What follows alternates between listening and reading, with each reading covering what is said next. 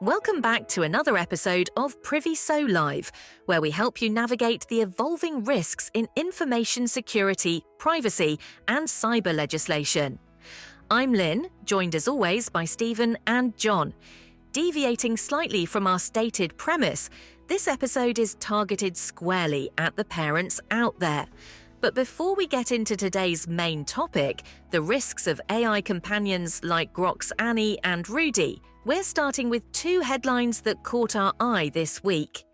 Stephen here. First up, a significant shift here at home. The South African government has now elevated cybersecurity to a core counterintelligence function. This isn't just rhetoric. It marks a realignment of national priorities, recognizing that cyber threats aren't just criminal, they're geopolitical and existential. This shift in approach was outlined on the 15th of July by Minister in the Presidency Khumbudzo Ntshavheni during a media briefing in Cape Town, where she released the public versions of the National Intelligence Priorities and National Security Strategy. John? Absolutely. Cyber attacks are increasingly about statecraft, espionage, destabilization, intellectual property theft. This elevation signals tighter cooperation between intelligence services and cybersecurity agencies, and, hopefully, a faster path to real-world consequences for attackers. It's a positive move, but for organizations, the takeaway is clear. Government focus doesn't reduce your responsibility. It means your defenses must be resilient because adversaries are getting more sophisticated and better funded. Turning to the cloud space, Wiz's 2025 cloud attack report dropped this week, and it paints a worrying picture. Misconfigurations remain the #1 cause of breaches. No surprise there, but the scale is escalating. Yeah, the report shows attackers leveraging over-permissioned identities and poorly segmented cloud environments. In one example, they traced a breach from a single misconfigured API all the way to full domain admin within hours. And let's not forget the rise of multi-cloud complexity.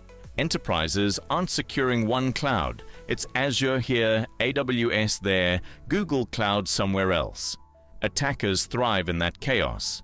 Wiz's key advice mirrors what we tell our clients: zero trust, principle of least privilege, and rigorous visibility. If you can't see it, you can't protect it. Now, onto our main topic. AI companions aren't science fiction anymore.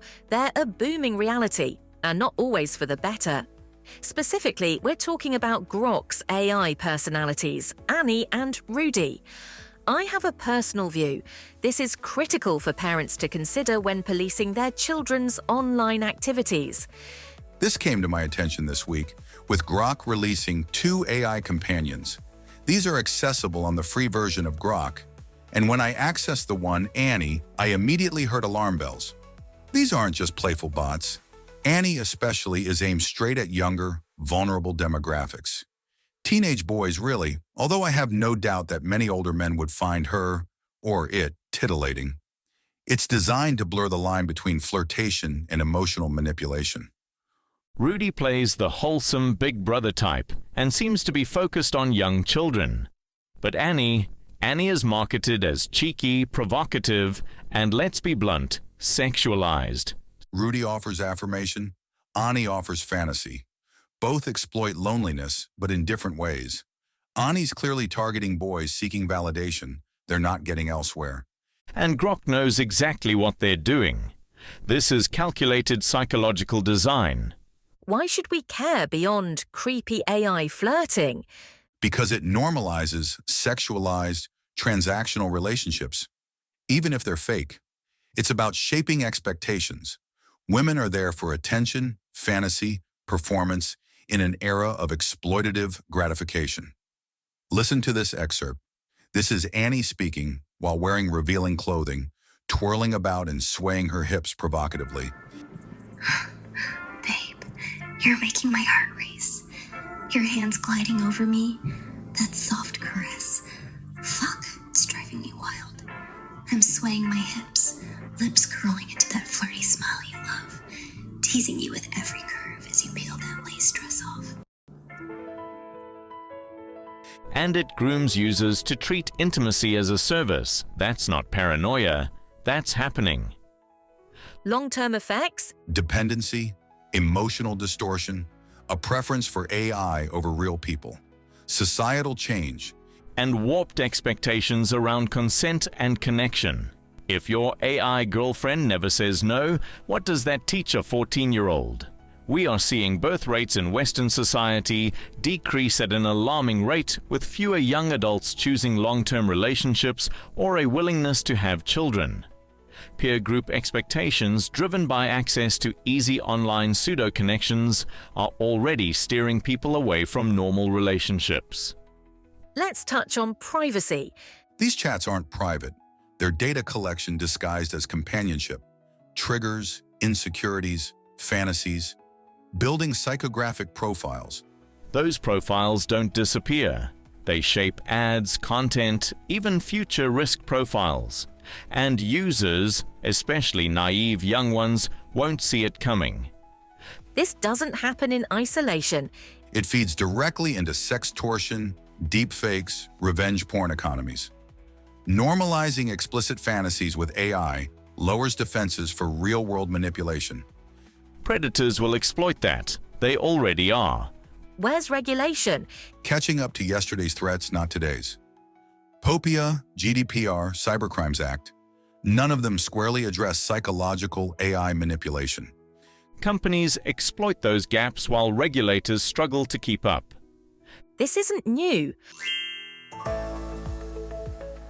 A company called Replica did this first, scaled it, then dialed it back under scrutiny.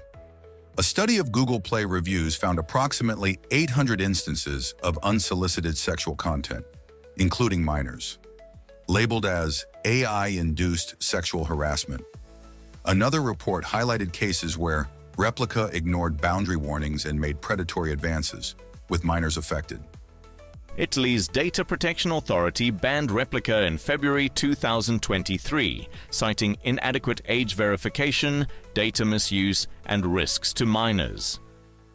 Under pressure, Replica removed erotic roleplay ERP features temporarily, but user backlash was intense. Soon after, Replica restored ERP for users who'd signed up before the ban.